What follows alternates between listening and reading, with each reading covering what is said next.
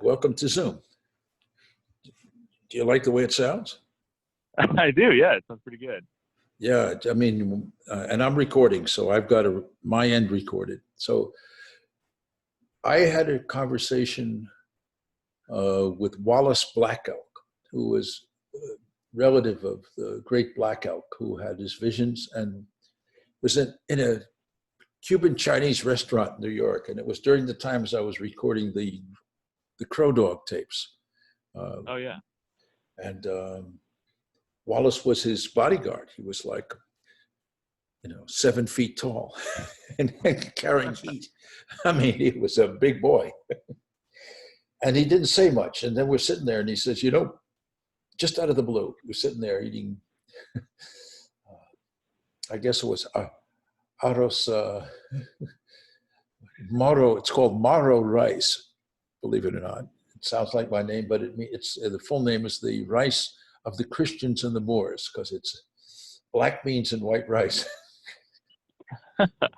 Talk about an ironic dish.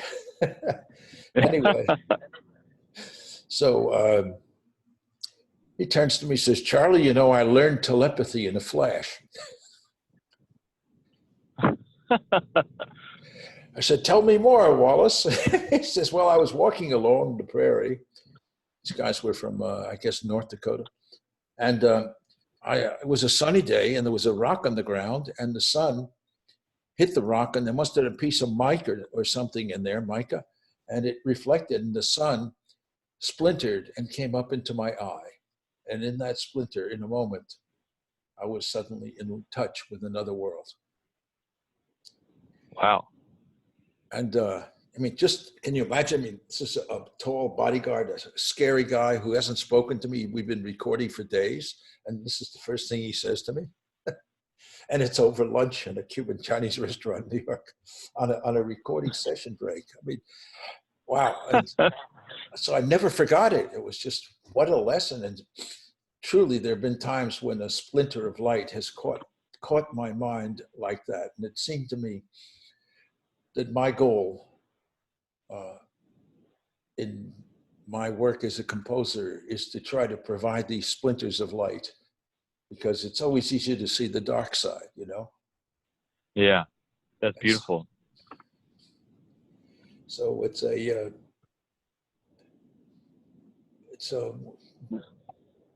looking at our piece. I have just get the playlist up for a moment. I'm sure that we'll sort this in a moment. Playlist. We'll definitely meet your get out time. We've got sections of this now that we can edit. It would, by the way, be doing a video if we wanted. It does an MP4 and an MP3. So. Oh, interesting. Yeah, so we can when we do this more, we can have a video of ourselves, which is great for. Yeah, that'd be great. Yeah. So here we are. Let me just see. Why is this cue? So the track list of the record then, or? Yeah, I'm getting the track list because I want to examine our theme against all the music. It's coming up in a moment.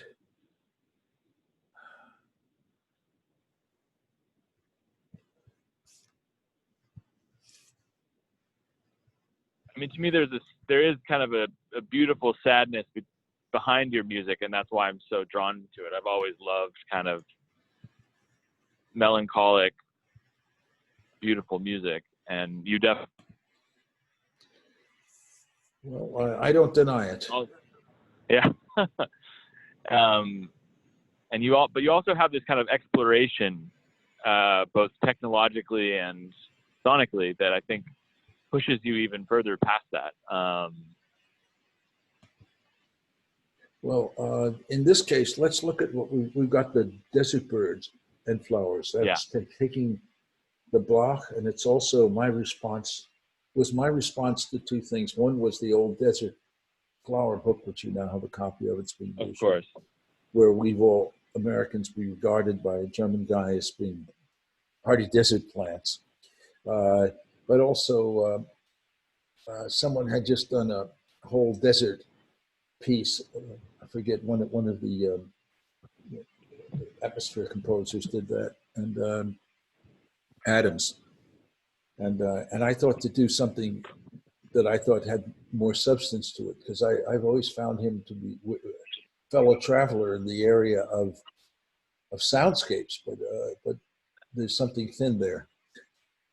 You know, I don't know. I don't know. It's a similar thinness that I don't know. Maybe it's jealousy because he's better known than me. But I felt the same way with Arvo Part, because I ventured in a lot of the areas Arvo Part did, particularly with my early vocal music. But Yeah. but I feel like it needs the edge. That I bring an edge to this that's important. I think it needs a sharp edge, and that's what's in there. So the first venturing into the birds and flowers is very easy to follow it. It's like very extended breaths, and it's very stretchy and very emotional. And then the breaths chant is super emotional. That was really my first piece of its kind. And Yeah.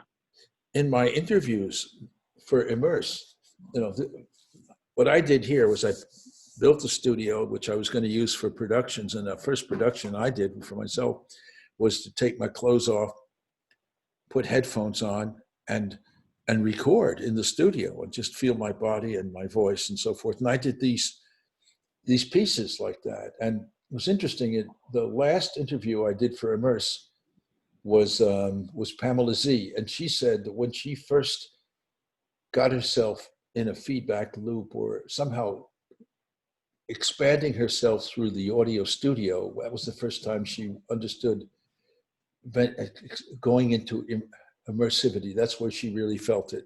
And I thought, well, that was how I felt about the breath chant, and those chant pieces were the first time since before I was born. And it led me to those meditations before I was born that I felt that way. Telephone music was just a great raw exploration of different sides of things. And the moonwalk was a part of this score for a government film, but I tried to bring magic to it. Glass Space was the sound of Arctic sounds as heard through glass in Finland. And that has its own excitement to it. And it was beautiful glass, which maybe one thing we might consider as an image. One of the things we might get is one of Harry Kuskinen's glass pieces that I actually used in that exhibit of glass. And oh, wow. Because I'd love to see that. This was transduced glass. That's how it was done. Put a wow. drop on the glass. So I did that. Can we source those photos? I would love to see them. Well, I have.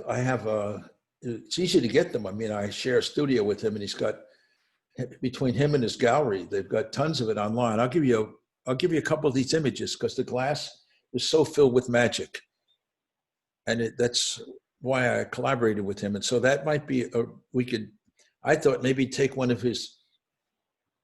They almost are tableaus, and maybe use it in such a way that it looks like a Magritte. Put a bowler hat over it. Oh yeah, that'd be amazing.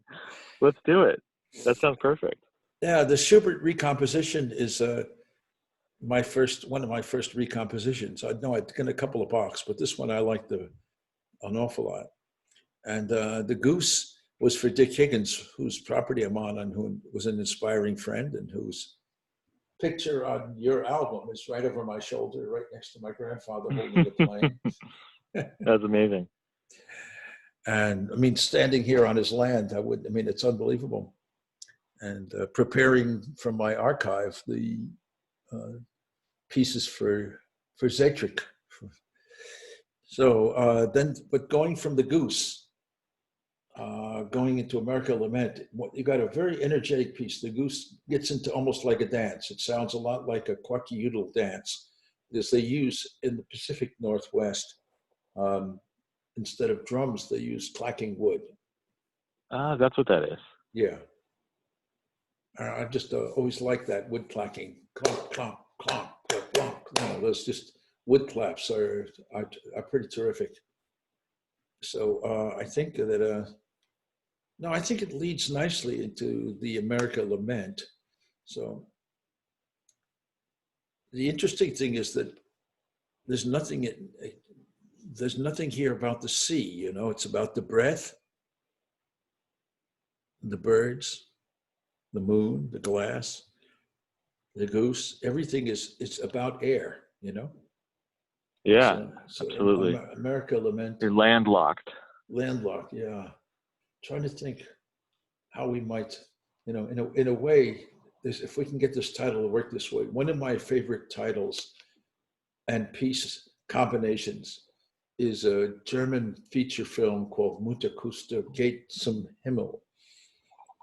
And this is, do you know this at all? It's a No, I story. don't.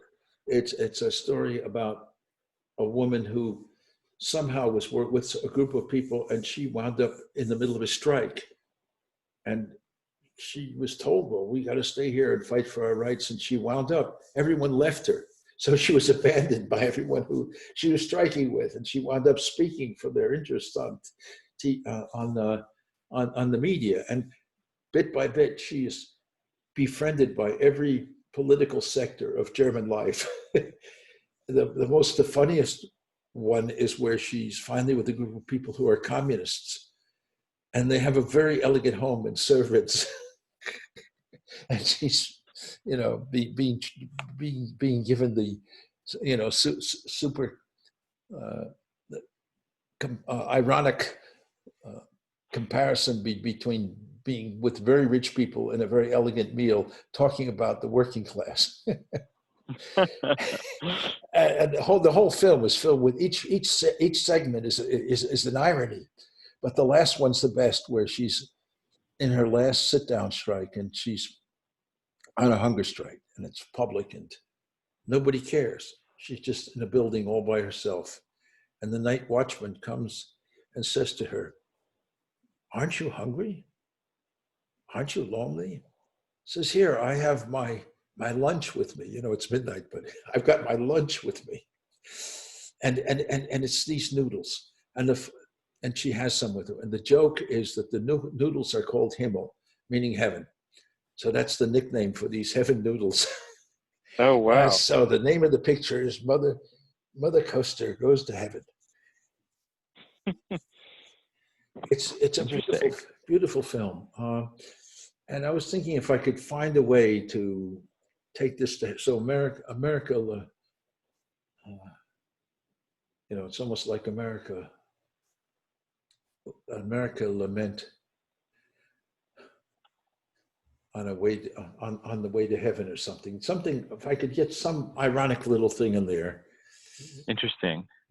I would like to get a turn in the phrase, and so that's what I'll work on. So it's like America Lament.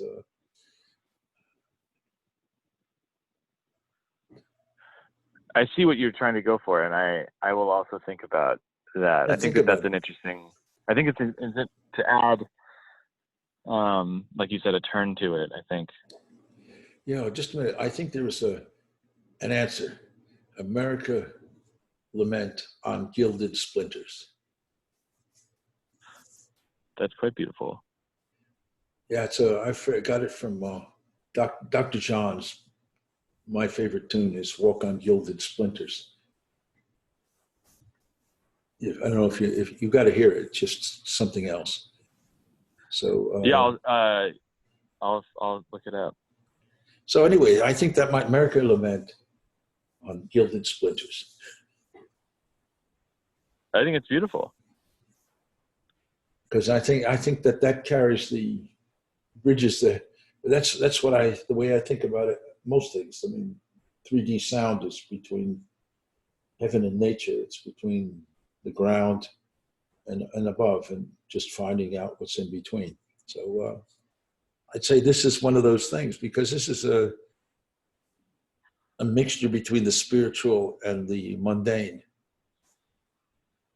If there ever was one, you know, you've really picked everything from the breath to the screaming telephones to glass talking, which is amazing when you see gorgeous glass and hear these sounds. Yeah, I can't wait to see the photographs. Yeah, it's like a hyper evocative title.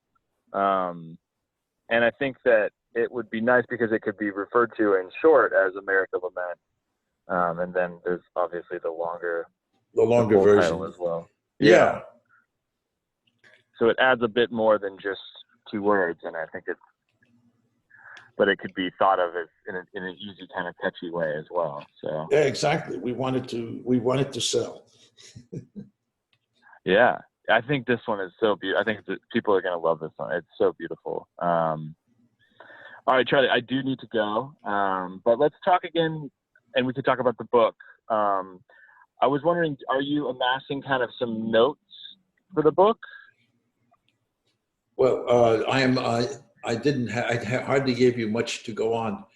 I've been thinking. I've been trying to look for. Let's see. I'm going to be. I will have notes. I have notes, but I was trying to think of something graphic that holds it together, because the whole idea of these timelines and these threads and Of course.